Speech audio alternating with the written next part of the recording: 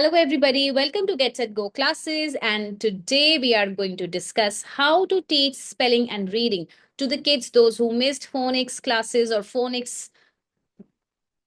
Hello, Hello, everybody. Welcome to Get Set Go classes. And in today's video, we are going to discuss how to teach spelling and reading to kids, those who missed phonics when they were young.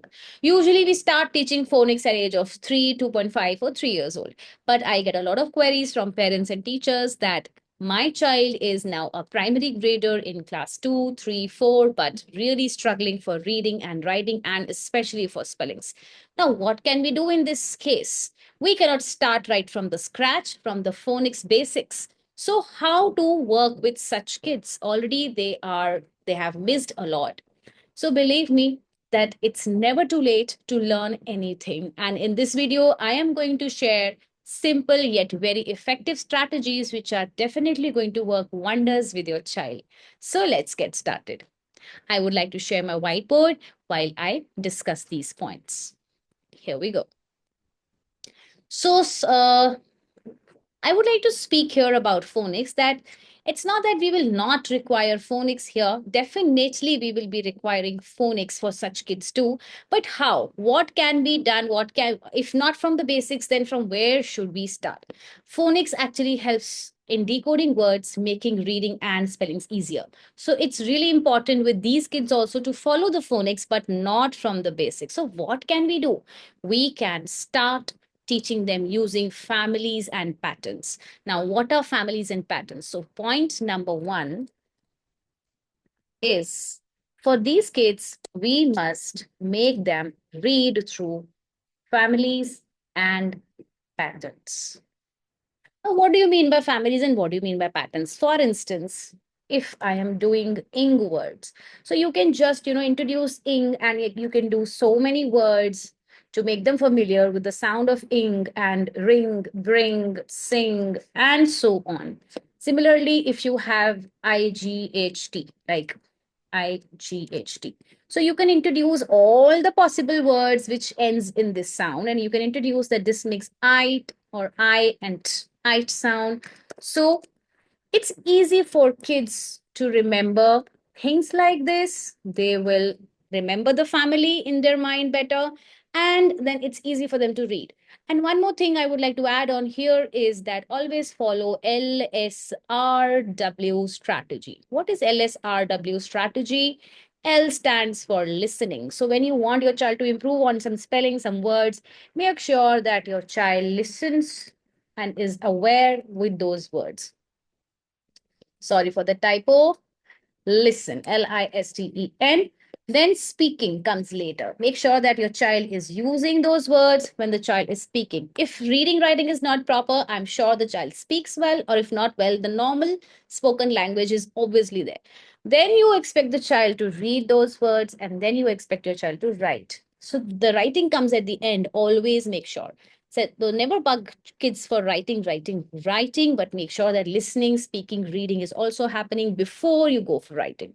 Okay, so this is point number one, where you can simply do family patterns with kids, give everyday practice, find out other families. For instance, TURE says chore. So keep on adding other consonants before it, nature, furniture, so on. So this is called family way of reading and decoding through that, families and patterns. Then what's next? Now for spelling strategies, what we can do is we can, one is the family and the pattern that we had just discussed. The other thing is we can try kids to break the words into its beats. Okay, so then again, LSRW should be followed. Number two is dividing the words. Point number two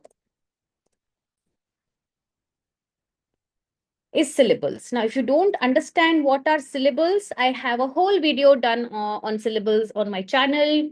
I will try to add a card over here.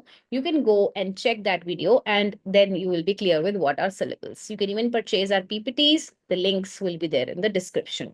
So, but how, what are syllables and how to do that? For instance, the child is scared.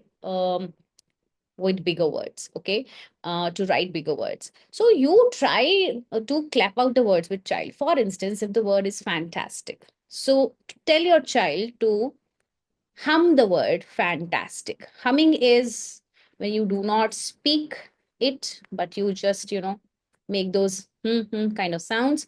Fantastic. I'm just taken up this word as example. So, hmm, hmm, hmm. All right. So then tell your child that how many beats? Three. Three claps. So then you can tell your child to, okay, can you write down what was the first beat? It was fan. So just write down fan. Then what was the next beat? Fantastic. So go for that. Then what was the last beat? Tick. Fantastic. So this is how you can break up the words into the syllables, into the parts, into the units, and then try. And believe me, they would start loving the language. This is something which is really, really interesting for them. Oh, this is something that I am telling you with my own personal experience. Okay. So words can be small, bigger, just do it, just clap out and then try to. So this is called dividing the words into parts and then trying to write, bringing them together and writing the word. Okay. So this was all about syllables, like how can you break up the words and the child can simply, the fear of bigger spellings will slowly start going away. All right. And then the next thing is using how to, you can teach them the sight words. All right. So point number three is because sight words, like a lot of percentage of the language has sight words in it. Now what are sight words? Again, there's a video made on that. Please go and check the description box, or I'll try to add a card above here. Click it and you can just watch about what are sight words, what are tricky words, what are high frequency words. But how to teach it to the kids, those who are struggling, is the point that we need to discuss over here in this video. So point number three, how will you teach sight words? So try to decode sight words and not memorizing. Okay. No memorizing of sight words, but it should be decoding the sight words. All right, let's understand with one example. So if I take up the word because over here, all right, my child is struggling to understand or to learn that how, if reading is okay, but when it will come to writing, the child is not able to write down the correct spelling of because. So how can we decode this word? Let's try that. So just ask your child again to clap out the word. Hmm, hmm, because. Okay, so two times we clap out.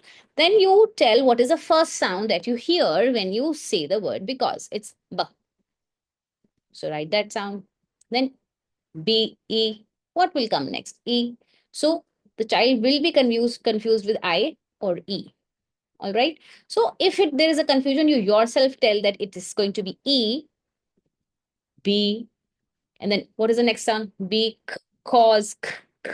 So it's C. What is the next sound? It's O. So there is this combination of AU that sounds like O. All right. So B, Ko, Z. Now the last sound is Z. Okay. But you'll tell that we will not write Z. We write SE.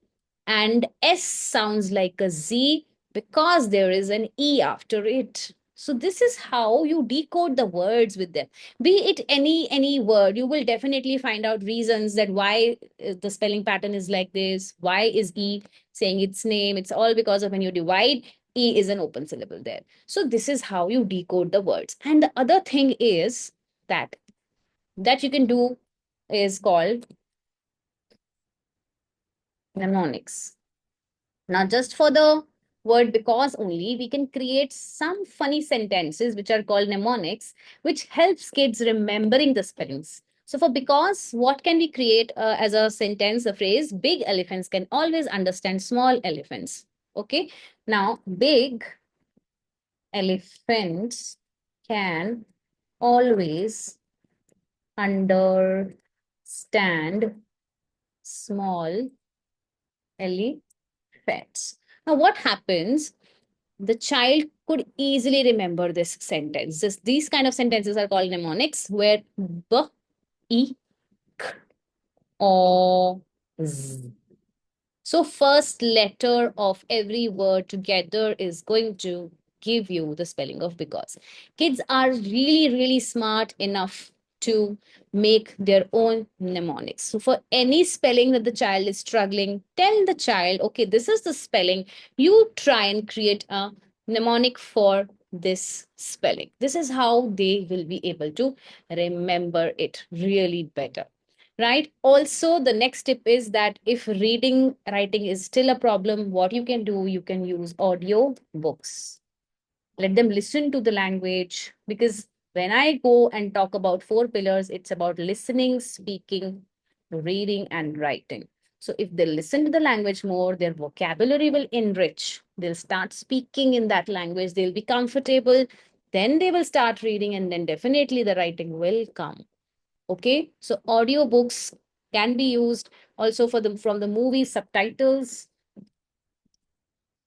can be watched to see. All right, then what else can be done? Maybe one more tip before I end this video. So instead of most of the times, what do? You do dictations. Okay, so avoid doing dictations because the word is really, really fearful.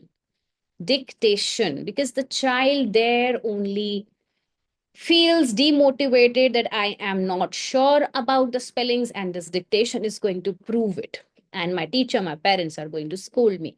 So never take dictations. Instead, what can be done to check whether the child is able to write of certain spellings or not? You can tell them to write down their journals, write down their everyday routine. Okay. Also, you can have their spell checks done in a fun way. You can call it a spell check, or you can call it an amazing words, or any fancy name can be given instead of dictation. And you can use this website called Wheel of names. So this website, you can put some pictures here, you can spin the wheel, and as the wheel stops on a particular picture, the child will write down that spelling. So this, creates a fun element into the dictation class. I should not say dictation, into the spell check class. So there is a video on wheels of name also on my channel. I will try to put up the card and the link of that video in the description below. So if you liked the strategies and the tips that I had shared with you, do not forget to subscribe and let me know in the comments if you need more tips on any other topic. I'll be really, really happy to serve you, to help you all. Thank you so much. Bye bye for now. I will see you very soon.